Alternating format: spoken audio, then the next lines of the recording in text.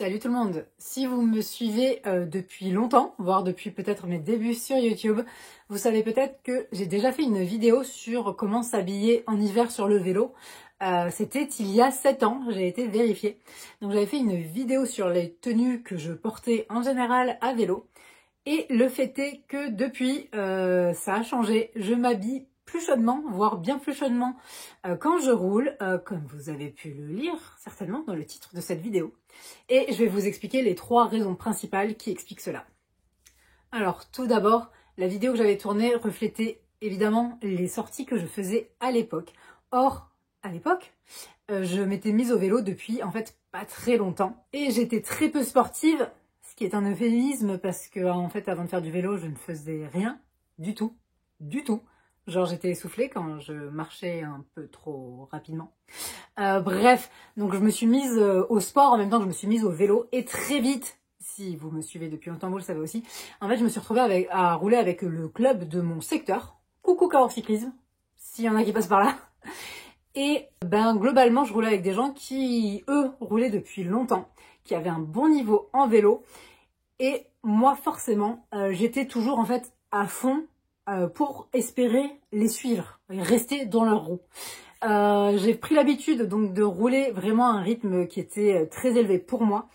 Tout ce qui était endurance, tranquille, pépère, je ne connaissais pas.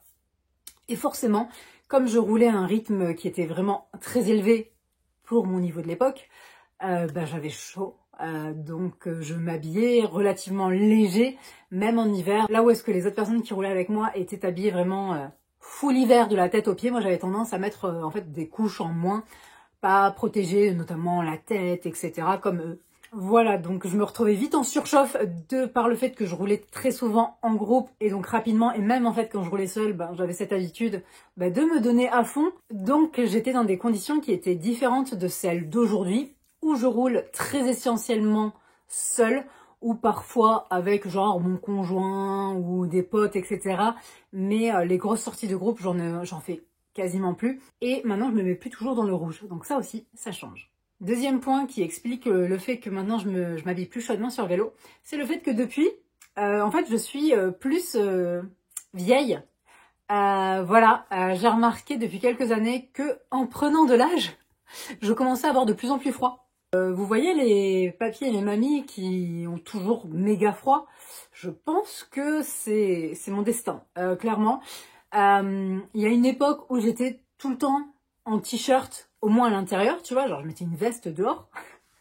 Mais même, tu vois, dans la vie courante, hein, même pas forcément sur le vélo, au boulot, il fut une époque où j'enseignais toujours en t-shirt, même quand il faisait super froid. Et maintenant, je suis en pull et je me l'écaille. Donc voilà, je pense qu'en prenant de l'âge, tout simplement, j'ai plus froid qu'avant. Ce qui explique le fait que si j'ai davantage froid dans la vie courante, ça vaut aussi pour le vélo. Je me réchauffe un peu moins vite, donc j'accumule un peu plus les épaisseurs. Dernière explication à ce changement vestimentaire, c'est que désormais, lors de la saison basse, en gros quand il fait froid, automne, hiver, tout ça, le but pour moi c'est vraiment plus de travailler l'endurance fondamentale. C'était censé être mon but déjà depuis longtemps, vu qu'en fait c'est ce que font la plupart des gens, en tout cas ceux qui ont soit un plan d'entraînement ou des objectifs, etc. En général, le but quand même, saison basse, c'est plutôt de faire de l'endurance fondamentale. Sauf que comme j'ai expliqué avant, quand j'étais débutante, c'était juste pas possible pour moi. Et maintenant, ça l'est. Donc cet hiver notamment, j'ai décidé d'essayer de ne pas aller trop vite sur le vélo. Bon après, c'est pas un très grand risque pour moi. Normalement, je ne vais jamais non plus à des vitesses phénoménales. Mais là, je parle plutôt en termes de cardio. Le principe concrètement pour moi, c'est de rester sous la barre des 150 BPM. Voilà.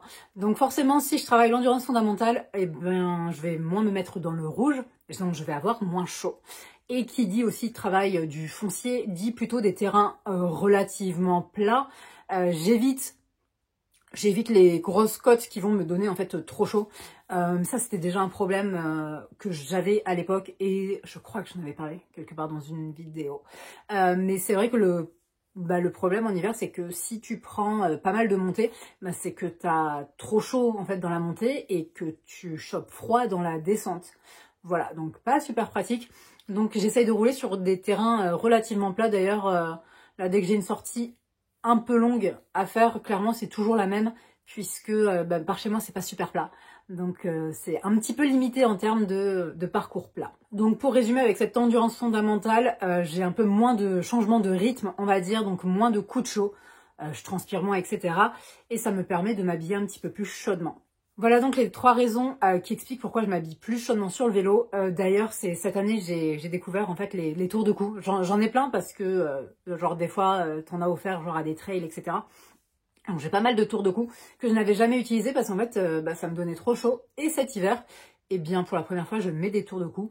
Et j'ai tendance à mettre aussi, alors pour l'instant il n'a pas fait super froid, mais donc j'ai pas mis des bonnets, genre des vrais bonnets quoi, mais j'ai mis des espèces de bandeaux en fait qui couvrent bien, qui couvrent au final une bonne partie de la tête, des oreilles, etc.